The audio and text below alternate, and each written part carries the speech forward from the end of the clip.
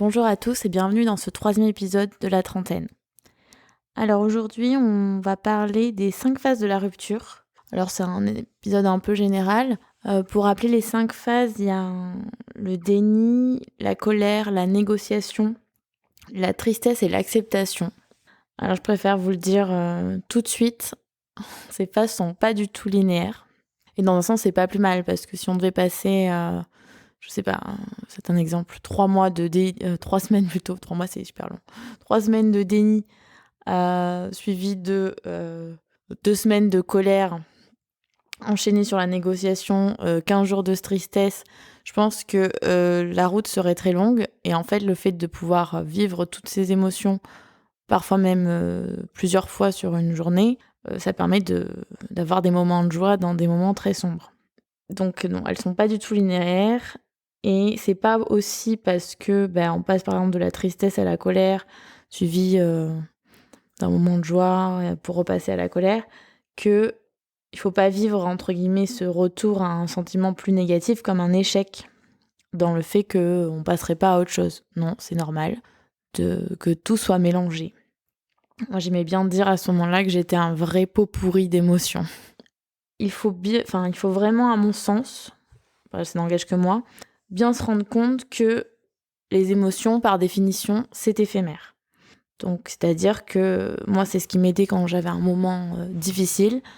Je me disais, tiens, il y a quand même un moment où j'ai été heureuse aujourd'hui. Alors, ça peut être tout con, hein. Ça peut être genre, me dire finalement, qu'est-ce qui fait beau. C'est agréable. Et d'avoir eu ce petit moment, bref, de soulagement.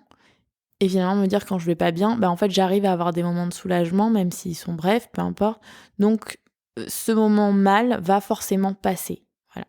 Il est éphémère, il y a de meilleurs moments qui m'attendent derrière. Donc après, c'est complètement normal de vouloir passer ces étapes à toute vitesse. Et pour ça, je vais vous raconter une petite anecdote. Du coup, à J1 de ma rupture, j'ai au téléphone un de mes meilleurs amis qui d'ailleurs a fait des études de psychologie. Et je lui dis, oui, finalement, comme je l'ai vu venir cette rupture, là, j'ai pas du tout de colère. Je suis déjà dans la tristesse. Voilà. Donc, je suis juste très triste. Donc, je le remercie parce qu'il m'a laissé croire à ce moment-là que, bien sûr, après la tristesse, venait l'acceptation. Et que donc, du coup, ça allait très bien se passer. En réalité, j'ai très vite compris que même s'il y avait de la tristesse, il y avait quand même aussi de la colère qui arrivait à certains moments. Bref, c'était pas du tout linéaire, j'étais pas du tout sortie d'affaire, encore moins à J1 ou J2. Enfin, en gros, au tout début. Je vais quand même vous donner donc mes trucs et astuces, si je puis dire, qui, à mon sens, m'ont aidé à sortir la tête de l'eau. Alors, déjà, moi, j'avais pris le parti d'annoncer, mais très rapidement, la nouvelle à mes amis et à mes proches, c'est-à-dire vraiment... j'avais pas envie que cet effet d'annonce, de revivre finalement cette rupture, parce que on dit aux gens que c'est fini, forcément les gens sont là, mais pourquoi, qu'est-ce qui s'est passé? Bref, j'avais pas du tout envie de vivre ça à répétition pendant 15 jours, quoi. Donc j'ai vraiment, je me suis dit, c'est comme un pansement, tu l'arraches très vite et très fort, et au moins ça sera fait. J'ai aussi très vite fait le tri sur les réseaux. Alors quand je dis sur le tri, il y en a qui choisissent de bloquer complètement ou de supprimer. Bon, moi, j'ai pas fait ce choix-là parce que c'est un choix personnel. Je me voyais pas complètement sortir de sa vie ou de la mienne comme si ça n'avait jamais existé. J'avais de la chance aussi que ce soit pas une personne qui publie de façon très active. Dire à part voir des photos de paysages, je risquais pas grand-chose. Donc moi, j'ai juste choisi de moins voir. Voilà. Donc ça, c'est l'option que j'ai prise, mais il y en a effectivement qui choisissent de bloquer, et c'est pas du tout mal non plus. Ça dépend, je pense, l'activité qu'a votre ex sur les réseaux. Ça, c'est tout à chacun. Aussi, en l'annonçant, vous choisissez le mode de communication que vous aviez. Bon, moi, je l'avais déjà supprimé de mes favoris sur mon téléphone de façon à ce que je vois pas son nom en permanence. Et nous, on utilisait beaucoup WhatsApp. Il se trouve que j'ai fait remonter plein de conversations pour que sa conversation ne paraisse pas du tout quand j'ouvre l'application sur mon fil de discussion. Alors j'aurais très bien pu l'archiver. Après, j'ai fait le choix de ne pas le faire volontairement en me disant que en fait, ça allait plus être une source de stress pour moi d'aller voir dans les conversations archivées si jamais oui ou non il m'avait écrit. Tandis que là, si jamais un jour il m'écrit pour X ou Y raison, au moins je le vois. Enfin, faut pas aller se générer un stress supplémentaire. Mais encore une fois, ça c'est vraiment une situation propre à chacun. Il faut juste poser la bonne question. En fait, qu'est-ce qui est le moins anxiogène pour moi ? On a déjà la rupture à gérer avec toutes les angoisses que ça apporte. Si on peut éviter de se foutre des bâtons dans les roues, à mon sens, c'est déjà pas mal. J'ai aussi décidé de le dire à mes collègues. Donc dans mon malheur, j'ai eu la chance de me faire larguer un vendredi, ce qui fait que j'avais le samedi et le dimanche pour vraiment avoir envie de m'enterrer et de dire ça à tous mes amis. Et j'ai quand même pris le parti de le dire à mes collègues le lundi en arrivant. C'est-à-dire que, après, j'ai la chance d'être dans un environnement de travail extrêmement sain. Et en gros, je me suis dit, j'ai pas envie de faire croire que oui, super, j'ai passé un bon week-end, alors que j'ai pas du tout passé un bon week-end, c'était horrible, je ne vais pas bien, mais c'est normal. Et en fait, de dire les choses aux gens, ça permet aussi qu'on vous lâche un peu la grappe, c'est-à-dire, en ce moment, ça va pas, on peut pas attendre de vous votre 100% au boulot, il faut pas se mentir, on a la tête ailleurs. Bon, j'ai quand même eu un petit moment de solitude quand mes pensées m'étaient bien préparées. Et en fait, il se trouve que la première personne qui m'a demandé si j'allais bien, si j'avais passé un bon week-end, c'est ma chef. Et quand on se retrouve à pleurer dans les bras de sa chef, on a un petit moment de solitude. Mais en fait, a posteriori, c'était vraiment la bonne personne parce qu'elle m'a simplement dit que c'était super triste. Et surtout, elle m'a pris dans ses bras. Et en fait, j'avais vraiment besoin, en étant loin de tout et tout le monde, finalement, de ce contact physique, juste d'un petit câlin, et qu'on me dise, ça va aller, et si t'as besoin, on est là. Voilà. Donc voilà, moi j'ai pris le choix de dire les choses très vite. Je me rends compte, je viens de dire 3 fois voilà en 2 minutes, mais bon, c'est pas grave, même pas en 30 secondes. J'ai fait le choix de le dire très vite pour pas avoir prolongé cet effet d'annonce pendant 3 plombes et pour qu'aussi les gens comprennent un petit peu que là, il fallait un peu me lâcher, me laisser tranquille le temps que je pense mes plaies. Ensuite, pour m'aider, j'ai décidé aussi d'acheter un journal, donc je me suis clairement pris pour Bridget Jones. Donc ça, je l'ai fait dès J1 et ça a d'ailleurs été un peu ma sortie pour sortir de mon appartement où là, du coup... C'était vraiment l'appartement de la misère. Je suis sortie, me balader à pied, et je suis allée me chercher un beau journal avec un beau stylo. Voilà, je me suis fait plaisir, j'ai pris le temps de le choisir. Et du coup, j'écris beaucoup dessus. Moins maintenant, je vais pas vous mentir. Mais au début, j'ai vraiment beaucoup écrit. Et ça m'a permis, dans un premier temps, d'évacuer mes émotions. On va pas se mentir, ça m'a aussi permis de prendre du recul en écrivant, en fait... sur la situation, ça nous amène une certaine réflexion sur ce qu'on est en train de ressentir. Et aussi, parfois, quand je le fais le soir, je me disais, finalement, la journée, quand je dois en faire le point, elle n'a pas été si pourrie que ça.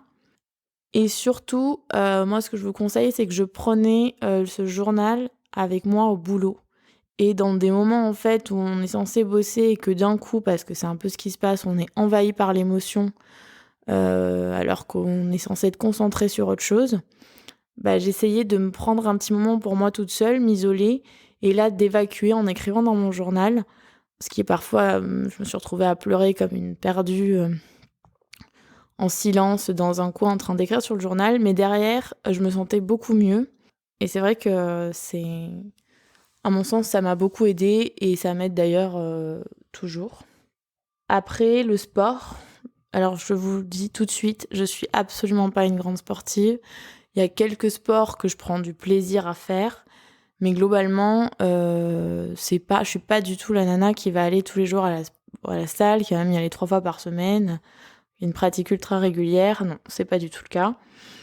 Par contre, là, dans ce contexte-là, on va pas mentir, déjà que biologiquement parlant, on sécrète des endorphines, donc ça fait du bien. Et il y a aussi un sentiment d'accomplissement, de récompense. On est fiers de nous d'être sortis, d'avoir fait du sport, on se sent mieux.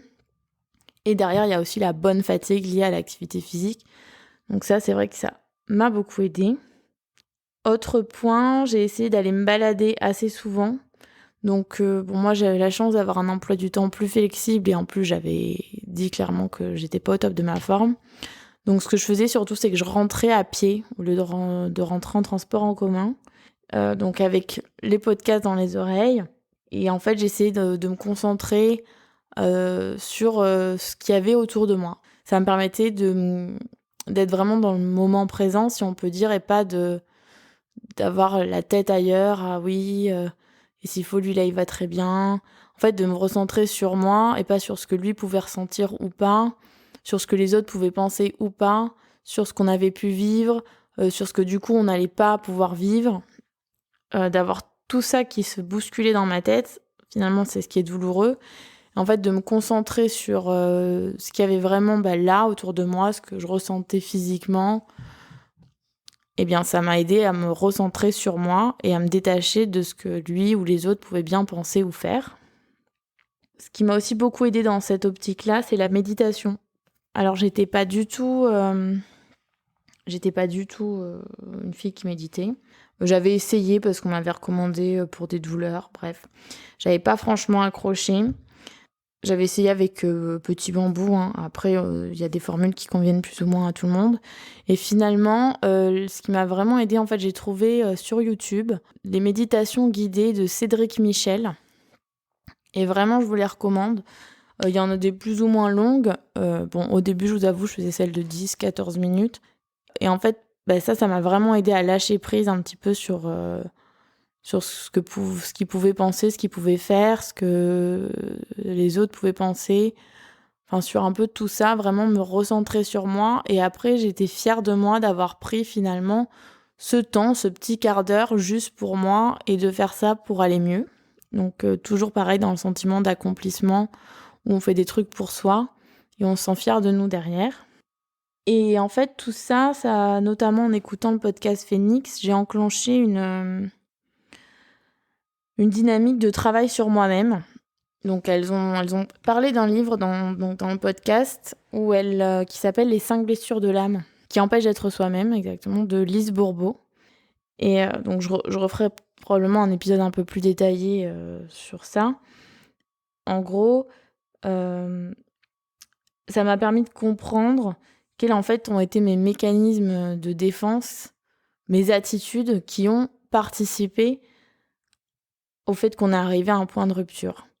Et de me dire qu'en fait, moi, toute seule, je me rendais malheureuse parce que je réagissais, parce qu'à des moments, je me sentais blessée alors que j'aurais pu finalement ne pas me sentir blessée ou juste accepter, moins me prendre le chou, sur la relation. Et j'aurais probablement vécu les choses différemment. Je pense pas que ça aurait changé l'issue parce que, même si ça nous apprend sur notre communication, ce livre-là, et sur ce qu'on peut travailler sur soi-même, il faut que les deux personnes fassent ce travail-là. Mais en tout cas, je ferai un épisode dédié à ce que m'a apporté cette rupture. Mais ce travail sur moi est vraiment une des choses qui a probablement changé ma vie. C'est probablement un gros tournant dans ma vie. Donc c'était un petit peu ça, les trucs et astuces à chaud. Là aujourd'hui, pour être complètement honnête, on est à 1 mois de ma rupture. Comme j'ai arrêté de dire, je me suis rendu compte qu'au début, quand on me demandait comment j'allais, je disais sur l'échelle de la rupture, en fait, ça va quand même pas trop mal, justement, quand je me disais ça pourrait être pire, ça peut toujours être pire. Eh bien, en fait, j'ai arrêté de dire sur l'échelle de la rupture, donc je pense que c'est un bon signe. On est à 1 mois, j'ai énormément appris sur moi.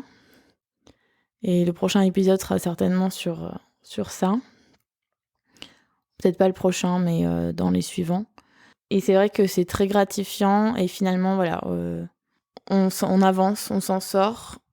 Ça prend du temps. Je sais que là, à 1 mois, j'ai encore des moments de coups de bambou, comme on dit. Des moments difficiles qui vont arriver, forcément. C'est absolument pas linéaire. Et c'est pas grave. En fait, je suis complètement OK avec ça. Et ça prendra le temps que ça prend. Mais forcément, c'est pas du tout la fin du monde. La vie continue. Et surtout, ma vie va continuer. Et d'ailleurs, ma vie continue. Je crois que c'est même plus juste de le dire comme ça. Donc, pas de crainte. Vous inquiétez pas, c'est un sale moment à passer. Il n'y a pas de recette miracle pour que ça passe plus vite. Il faut juste s'accrocher fort au bateau pendant la tempête et vivre ces émotions pour pas les enfouir, parce que si on les enfouit, dans tous les cas, un jour, elles finiront bien par nous revenir en pleine tête. Donc c'était un petit peu le message du jour. Et en attendant le prochain épisode, je vous embrasse et surtout, vous n'êtes pas seul.